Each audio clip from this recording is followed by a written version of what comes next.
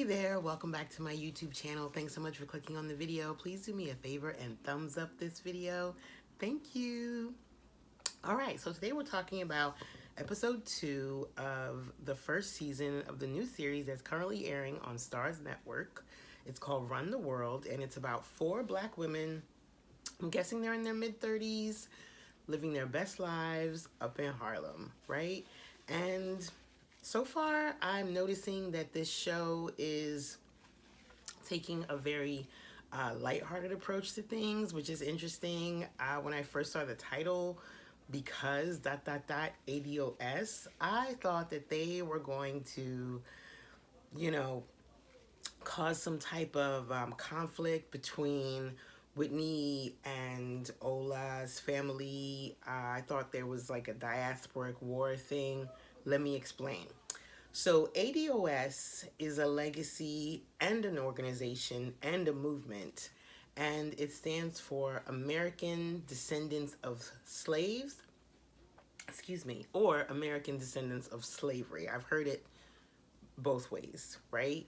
And I discovered ADOS through an app called Clubhouse, and on Clubhouse, one of the things that happens a lot that kind of dominates the hallway are these diasporic war conversations between people who identify as ADOS and are really hardcore about the movement and the organization, people who identify as ADOS who do not affiliate themselves with the institution, the organization, and the movement, but that's just the legacy that they claim because of their background, and then people who are neither. And there's often a lot of fiery discourse taking place between these folks. And it makes for really interesting conversation, and I thought it would make for an interesting plot line for the show. And when I saw that in the title, I was like, oh, are they gonna go there? Because it's a really deep topic and it's somewhat controversial. But no. That's not what was happening here. The S was the focus for this episode. The noise. The S stands for slavery, and that was the underlying thread between a couple of the stories that were taking place. So I'm gonna get through this because that noise is obviously not gonna stop. All right.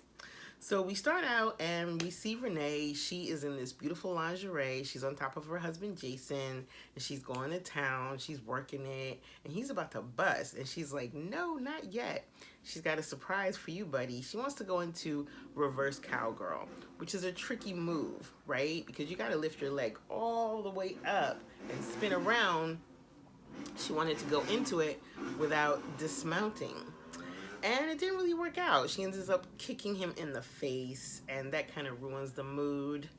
And they end up just having an argument. And the argument is one of those arguments similar to Malcolm and Marie, which I did not see, but it seems like it's one of those arguments that's just like lasts on and on. It just goes on, and they both end up saying things that they might regret, and then certain things are revealed. So they end up fighting, and she sends a text alert to her girls, like emotional terror alert, meet me here.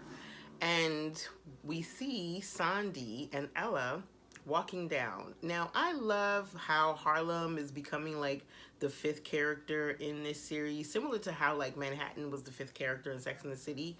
We get to see like the corner and the infamous Harriet Tubman statue, which was created by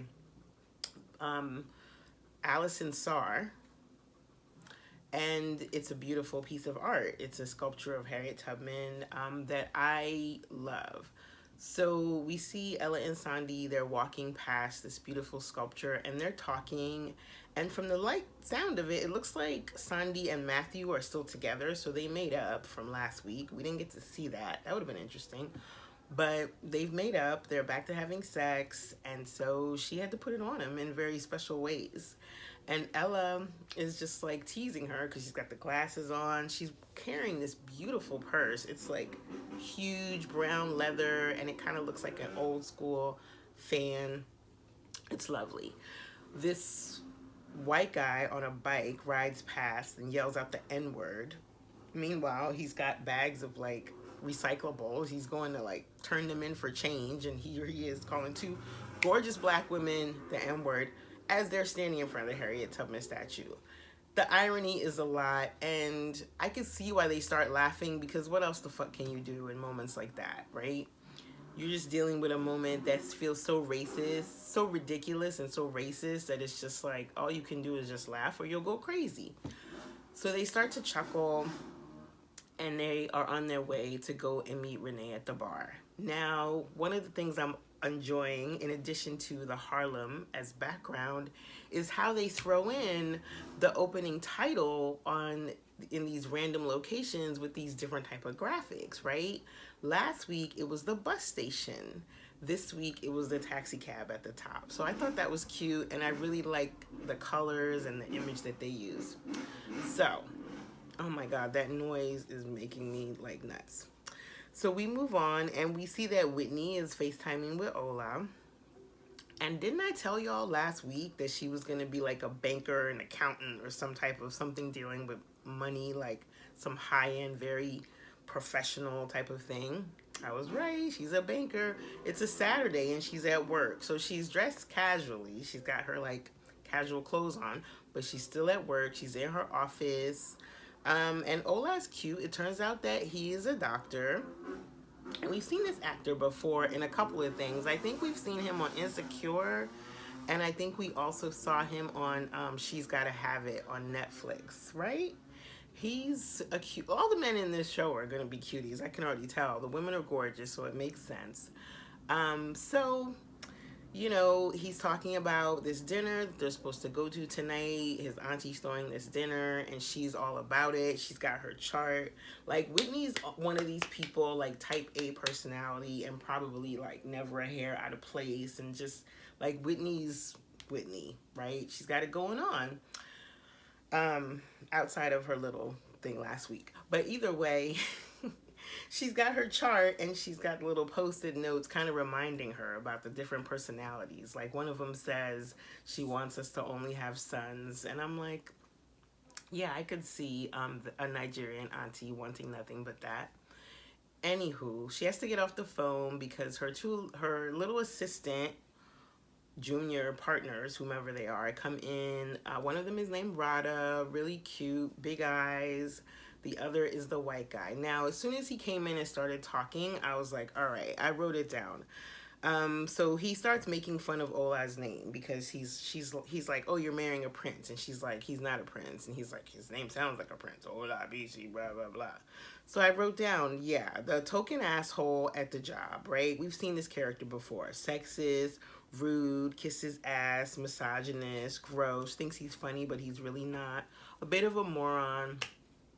And just like whack. And I was like, I'm not a fan of them having her deal with this character, and I really hope that they flip this on his head at some point, because that character is annoying. It's like just a waste of space. Like, maybe he's gonna turn out to be a nice guy later. Who knows? Whatever. I don't even get into that because that's a bore. But either way, the boss is like, hey, so your this client that adores you is in town, so whatever you had planned for your little wedding, you're gonna have to like blow that off or go late for that thing because he wants to see you, because wherever Whitney is where he wants to be. So instead of saying like, no, I can't do that, I need to go to this dinner, she's like, I got it, no problem. And I guess she feels like, oh, I'll just get there late. I'll still make it. So the plot is kind of going back and forth, right? Scenes are going back and forth between Whitney and her work folks and the client and Ella, Renee, and Sandy at the bar. There's a white bartender that's important to name. Named Colin. I think he's like Irish or something. He's very cute. He's working the bar, and Ella's flirting with him. And Renee's like, now's not the time for you to be flirting with him. We need to talk about me and the fact that I'm getting a divorce and the fact that my marriage sucks. And Sandy's like, girl, like, she says something that makes it seem like Renee's been talking about this divorce for so long that they don't even believe it's really happening. And I don't believe it's happening either, because she didn't bring it up one time during their argument, right?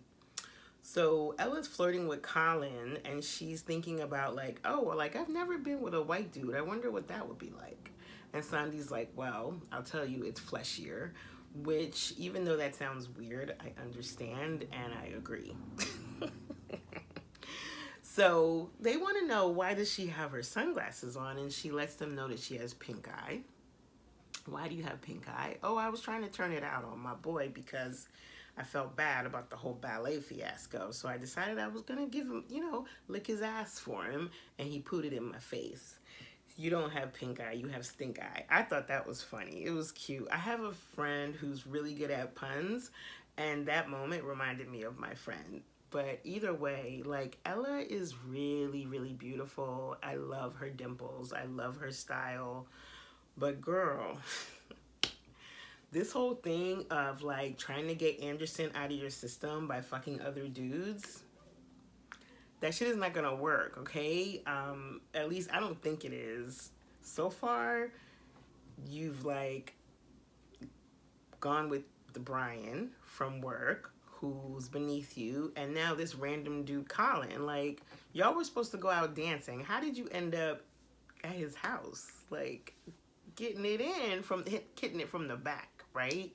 And I guess him saying cock brought you back to your senses, and you realize, like, what the fuck am I doing? So yeah, Ella got out of there quick, thank God. But once again, another unsatisfying sexual encounter. Like, I have no problem with, like, Ella being sexually free, so I don't want to sound like I'm judging her, right? I have no problem with her, like, having as much fucking a different dude every night, men, women, everybody. Like, I have no problem with that. The problem I have is that the only reason she's doing it is because Anderson is here. At least that's how it seems. What do y'all think? Am I right about this? Like, I don't think she's enjoying these moments with these dudes. At least, maybe we're going to get some plot twist later on. Maybe Ella will be queer. I'd love to see that. I'd love for one of these characters to at least have some queer-like tendencies. But anywho, that's a tangent. But I just had to put that out there. Anywho, so Ella sends them an emotional terror alert, and they're back at her place, and they're talking. Now, meanwhile, before we even get to that point, we see that community peen that Whitney was dealt with last week, I'm going to say, because that's when the episode aired, has been calling her and texting her, and she's not responding. So she changes his name from Chris Cabrera to Do Not Answer. And let me tell you, I've done that too. One of the things I'm enjoying about this show is that I can relate to a lot of these little moments. But the problem is, I was not engaged to be married at the time, and I just have a feeling that Ola is going to see her phone ringing from someone that's named Do Not Answer, and it's going to be, like, curious, like, who is that? What's that about? And Whitney doesn't seem like the type that knows how to lie well. Like, she seems too much of a goody two-shoes, so I just sense some trouble up ahead for the, either newlyweds or right before the wedding. Oh my goodness, this noise. Anywho, so there's that.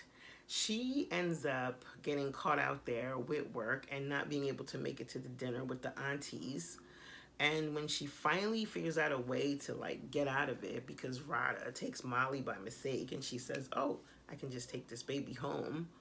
Ola's like, you know what? It's too late. Go home. Party done, boo. Go on home. I guess I'll see you there. You failed me again. My family thinks you're trash.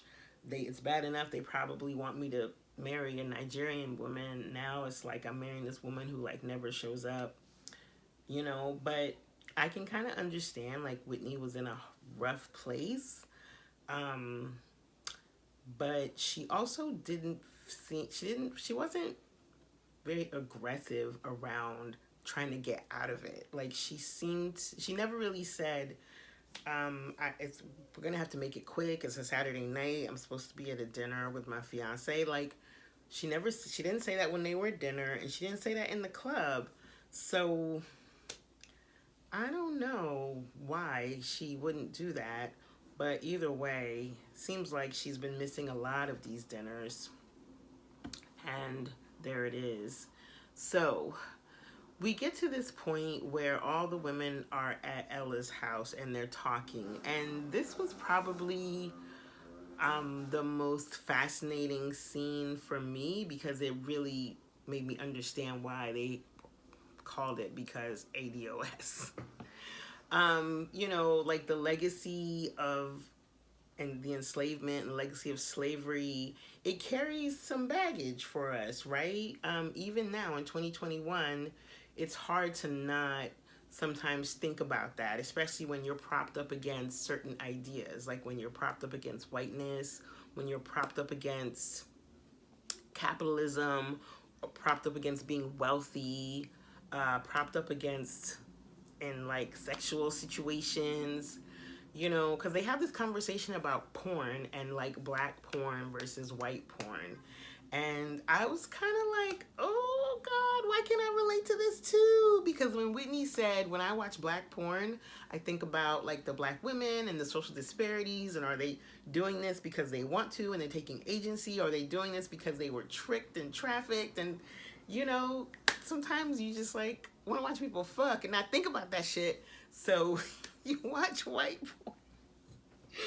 Oh my God, I really felt it. And then when Ella's talking about the fact that Colin had a headboard that was a mirror was probably a lot, because she was basically looking at herself getting fucked from the back by this white dude who's saying the word cock, which is like, it's true. I've never heard a black man say cock, and I used to be a phone sex operator. All right? You can tell the difference between when you're having a conversation with a black man and a white man. I'm sorry, it's just true. And she saw herself and she said it felt really slavey, right? And this is when Harriet Tubman comes up. And I like that they showed the Harriet Tubman statue in the beginning and one more point towards the middle. And then it's like, oh, this is why we're talking about Harriet Tubman. This is why we're talking about slavery, because ADOS. I get it now. So she's like, yeah, I just felt really slavey, and I felt like Harriet Tubman was like, girl, you know, get. And her Harriet Tubman accent was a little bit, I don't know if I was like feeling that, but I understood her point. And yeah, so the fight between Jason and Renee, I didn't talk about that too much because I really still don't understand what's happening with their relationship. I do know that Jason spent all their money and all their savings, which is fucked up. But I also felt like Renee was kind of mean to him. I don't know. Do I sound like a pick-me-sha? Tell me. Yeah, so see the last ending scene, the last ending statement, while they're all laughing and everything at the black porn thing and the Harriet Tubman thing, Whitney says, I don't know if I'm ready to be married. And it's just like, say what now? So camera fades to black, credits roll. It was a cute ending because the look of shock on all their faces. I was like, yeah, girl, tell him the tea. Tell him you fuck the community peen, and tell him that you keep blowing off your fiance's dinners. What's going on? What's really good? All right, y'all. So that's the end of this episode. Recap, reaction, reflection, Rambly review from me, Ola. Speaking of Olas. And if you're into my work at the Free Black Women's Library, please consider becoming a Patreon. Please leave me a comment. Let me know what you think of this video. Subscribe to the channel. And thank you so much for your support. And I'll see you for the next one. Bye, y'all.